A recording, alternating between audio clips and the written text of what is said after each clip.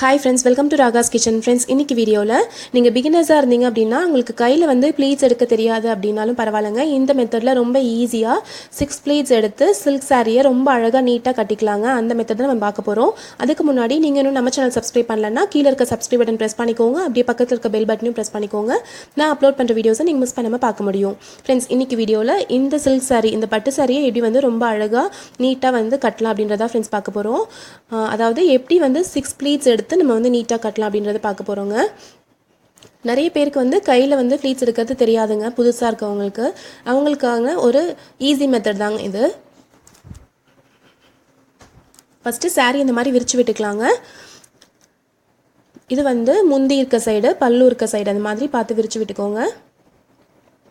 நான் இன்னைக்கு வந்து ஒரு டேபிள் மேலே விரிச்சு விடுறேங்க. விரிச்சு விடுறப்பவே இந்த முந்தி இருக்கு இல்லைங்களா, இந்த முந்தி வந்து உங்களுடைய ரைட் ஹேண்ட் சைடு பக்கம் இருக்க மாதிரி, வலது கை பக்கம் இருக்க மாதிரி இப்படி விரிச்சு விட்டுக்கோங்க. அப்போ தான் நம்ம வந்து ப்ளீட்ஸ் எடுக்கிறதுக்கு ஈஸியாக இருக்கும்.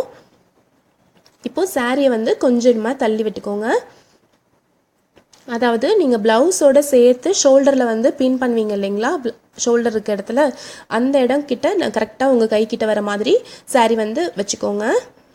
இப்போ நம்ம வந்து ப்ளீட்ஸ் எடுக்க ஸ்டார்ட் பண்ணலாங்க.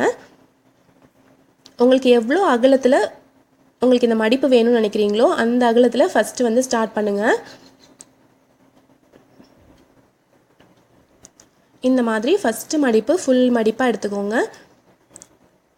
மடித்து விட்டுட்டு நல்லா இந்த பக்கமும் அந்த பக்கமும் லைட்டாக தேய்ச்சி விடுங்க. ஃபஸ்ட்டு 2 ப்ளீட்ஸ் வந்து இந்த மாதிரி ஃபுல்லாக எடுத்துக்கோங்க.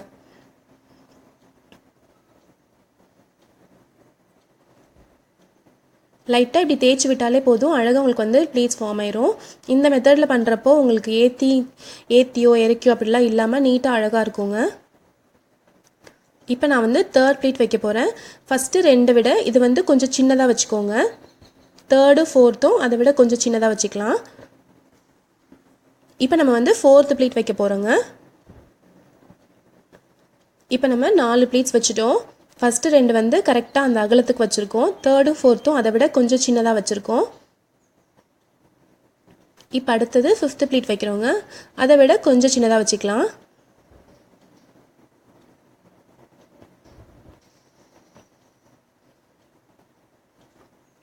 இந்த மாதிரி 2 சைடும் அட்ஜஸ்ட் பண்ணி விட்டுக்கோங்க. இப்போ ஈஸியாக இருக்கும். இப்போ 5 ப்ளீட்ஸ் வச்சாச்சுங்க. இப்போ லாஸ்ட் ப்ளீட் வைக்க போகிறோம். இந்த சாரியோட எண்டு வரைக்கும் அப்படியே மடித்து விட்டுருங்க.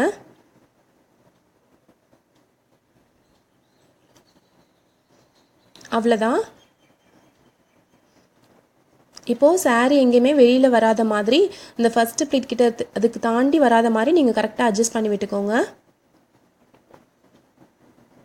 இப்படி ஃபஸ்ட்டு கையில் நல்லா தேய்ச்சி விட்டாலே போதுங்க.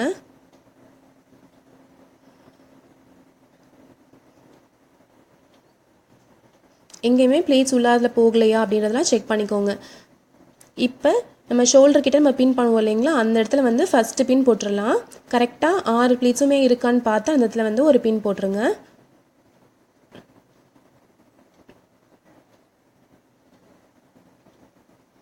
நான் வந்து இப்போ வந்து மேல் பக்கமாகவே குத்திக்கிறேங்க. நம்ம சாரி வியர் பண்ணுறப்போ அந்த பின்னை ரிமூவ் பண்ணிவிட்டு நம்ம உள் பக்கமாக பின் குத்திக்கலாம். இப்போ நம்ம வந்து அயன் பண்ணிக்கலாம். அயன் பாக்ஸில் சில்க்குன்ற ஆப்ஷன் இருக்குங்க, பட்டுக்கு ஆன ஆப்ஷன் இருக்கு இல்லைங்களா, அதை வந்து சூஸ் பண்ணி வச்சுக்கோங்க. சூஸ் பண்ணிவிட்டு அதில் வந்து அயன் பண்ணிக்கோங்க. இப்போ நம்ம வந்து முந்தி சைடு வந்து அயன் பண்ணலாம். இப்படி கொஞ்சம் கொஞ்சமாக நல்லா மடிப்பு எடுத்து விட்டுட்டு அயன் பண்ணிக்கோங்க. எல்லா இடத்துலையுமே அந்த 6 மடிப்பும் இருக்கான்னு பார்த்து அயன் பண்ணிக்கோங்க. இல்லைன்னா ஏதாவது ஒரு மடிப்பு வந்து உள்ளே போயிடும்.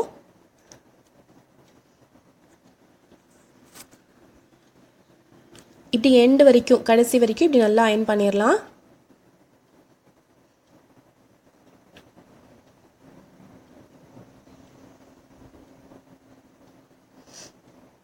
இப்போ நம்ம நல்லா அயன் பண்ணியாச்சுங்க. இப்போ இங்கே வந்து ஃபஸ்ட் பின் போட்டிருக்கோம் இல்லைங்களா, இங்கேருந்து நல்ல கொஞ்சம் டிஸ்டன்ஸ் விட்டு, அதாவது கீழே எண்டுக்கும் நடுவில் வந்து ஒரு பின் பண்ணிக்கலாம். அப்புறம் கடைசியாக எண்டில் வந்து ஒரு பின் பண்ணிக்கலாம்.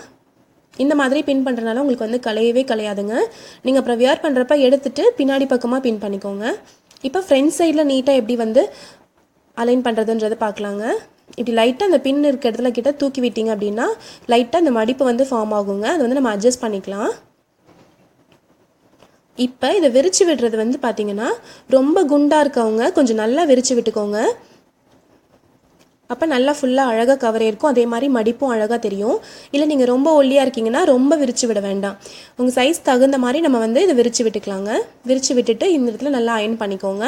அப்போ இந்த மடிப்பு கலையாமல் இதை அப்படியே எடுத்து நம்ம வியர் பண்ணிக்கலாங்க. அவ்வளோ அழகாக இருக்கும், நீட்டாக இருக்கும்.